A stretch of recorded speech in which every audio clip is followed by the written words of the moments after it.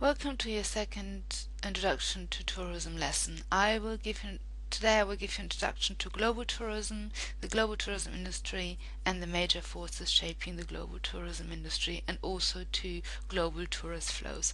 Before I start, I just would like to quickly show you where you find these recordings. If you go into Moodle and into the Introduction to Tourism course, just scroll down to lesson 3, and here you'll find a page which says Travelodge Lesson 2.1 Major Forces, which is the one I'm going through now, and if you click on it all the videos will come up. You also have your wiki here, which is a workshop at the end of this lesson. Then for your second part of this lesson you go to lesson 4, which is called Tourist Flows. You go on to Travelodge Lesson 2.2 Global Tourist Flows, where you will find the videos, but you will also find your one workshop paper, Appeal of a Destination exercise, which you will do in here, but also another wiki or discussion forum, which is the second workshop, which deals with challenges that destinations face.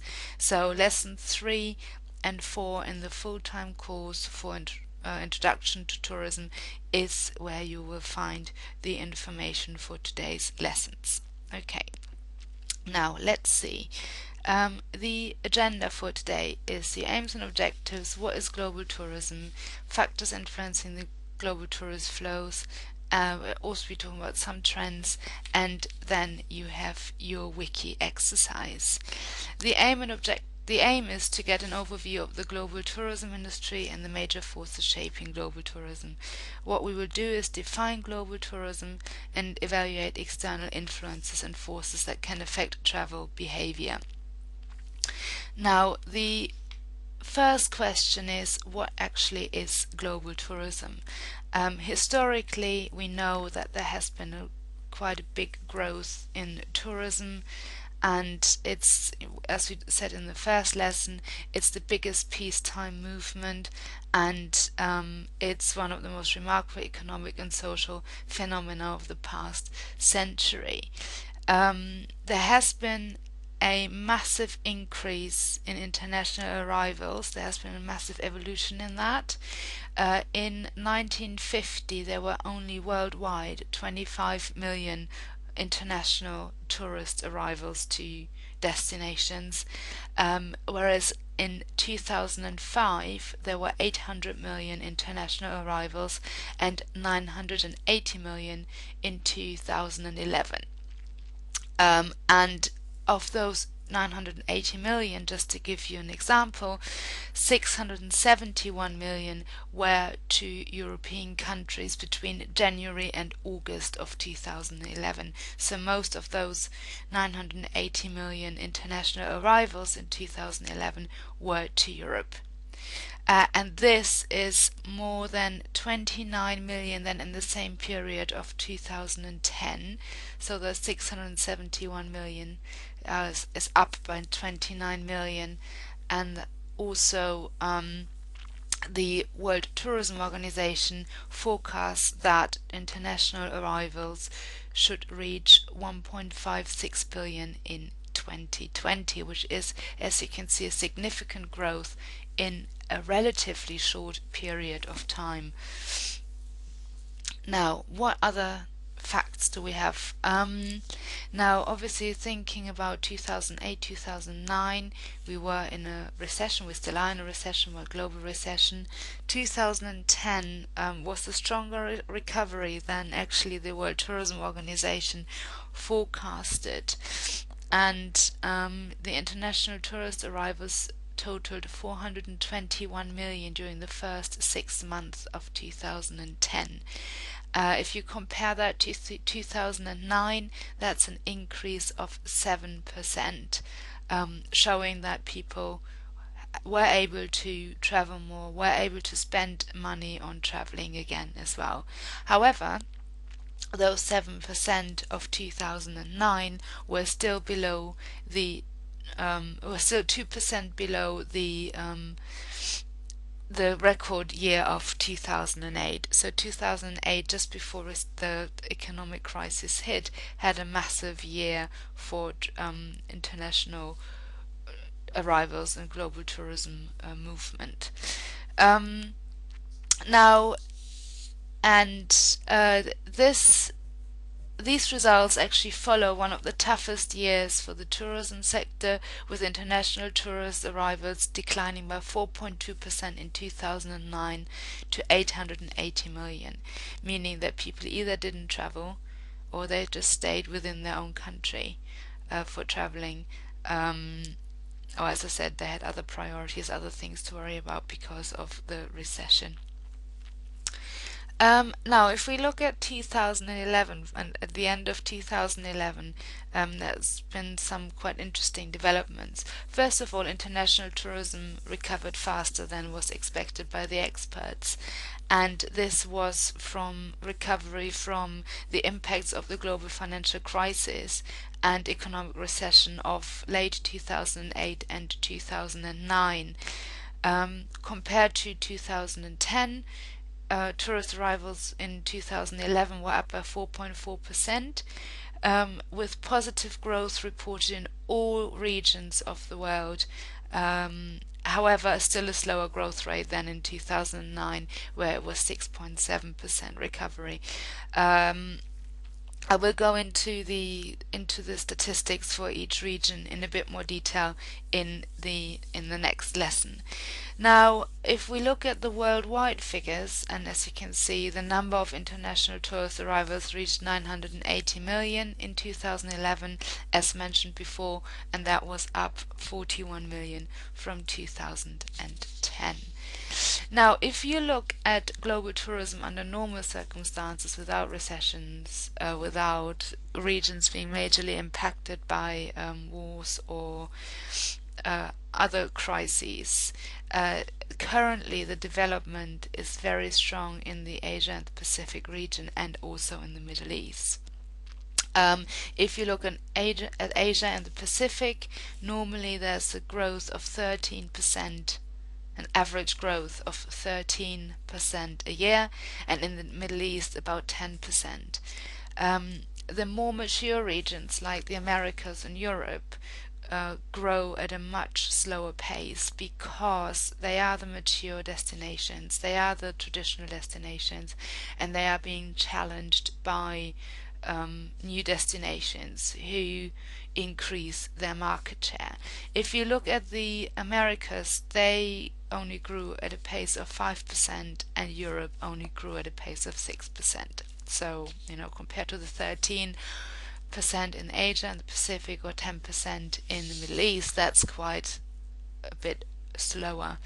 So, yeah, and this is why the more mature regions such as Europe and the Americas have a less dynamic growth, because we want something new, we want other destinations now. The one exclusion within this is Eastern Europe, and again I will go into this in a bit more detail later on. Also, if you look at the Americas in a bit more details, they have been majorly affected by various factors, and also there has been a lot of decline. So if you look at the annual average growth rate for the period between 1950 and 2000, it was only 5.8%, and that was 1% below the world growth average of tourism as well. So again, America, very slow growth rate. Between 1950 and 2000, Europe and the Americas were the main tourist receiving regions. In 1950, and this is quite interesting, both regions represented a joint market share of over 95%.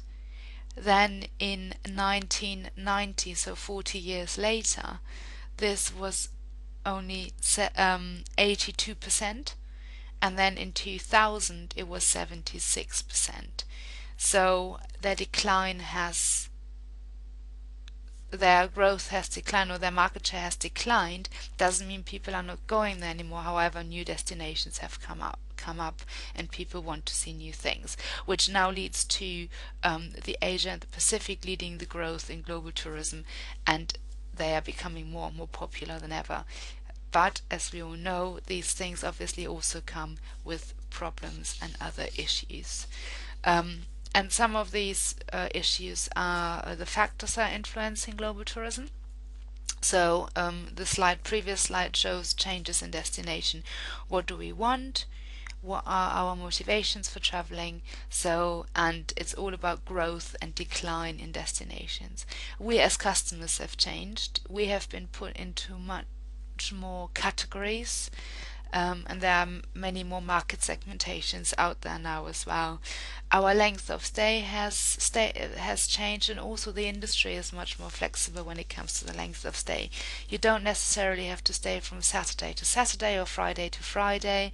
You can stay for a long weekend. You can stay from Friday to Sunday. You can come in the middle of the week, and you don't have to necessarily stay for a week or two anymore either.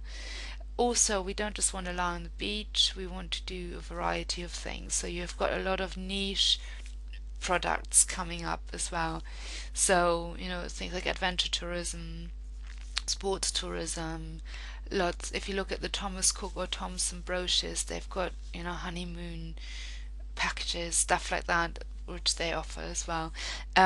Political aspects, is a place safe to go to? Is there a war?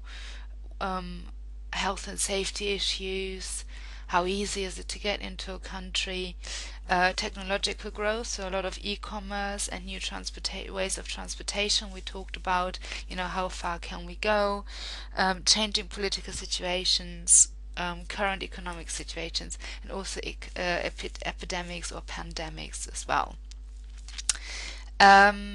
Tourism is vulnerable to international crises and economic recession, as we've seen in the figures.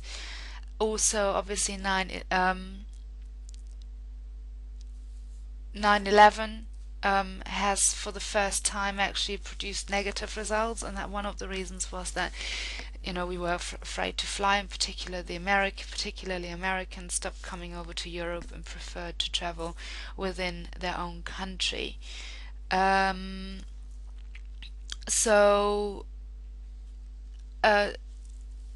The one thing you do have to consider, though, is that tourism is very resilient and it recovers very quickly.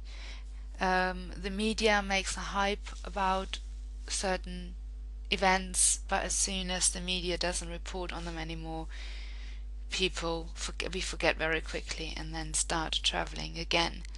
And it's the same with us at the moment. Yes, we are still affected by the economic recession. However, tourism, as we can see, has started to recover again. Also, a new wave of terrorist attacks has stopped the climb to recovery and has caused tragedy. Terrorist attacks stop people from traveling internationally, as I said. If you think about America, a lot of illnesses. So you had the SARS virus, you get foot and mouth, you had swine flu, bird flu, all these things, all in the news. Travel bans on countries, on regions, and still people nowadays, for example in Asia, walk around with mouth protection, not so that they don't catch anything, because it had such a big impact on their lives as well. Exchange rates have heavily impacted on travel patterns. So if you think, well, for us going to Europe, to the Eurozone is very expensive, for people coming from the Eurozone it's not too bad at the moment.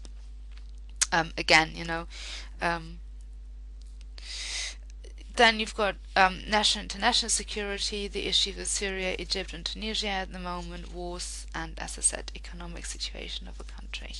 If you look at the long term, a lot has happened, a lot of expansion, a lot of diversification over the past 6 decades, and tourism has become one of the largest and fastest growing economic sectors in the world.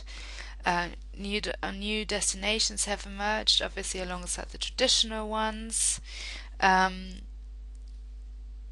Tourism has basically uninterruptedly grown, even though things have happened.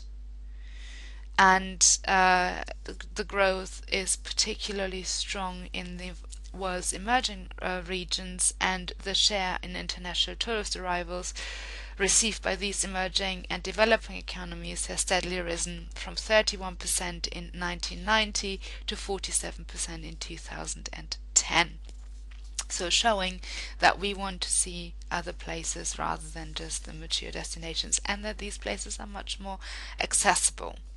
So what does that all mean? It means basically that travel and tourism industry is fast changing. New destinations and products are open up all the time because the industry knows how to exploit this, but also knows what we want. The industry is easily affected by external factors, however, it also recovers very quickly, and that's one thing that you really need to remember.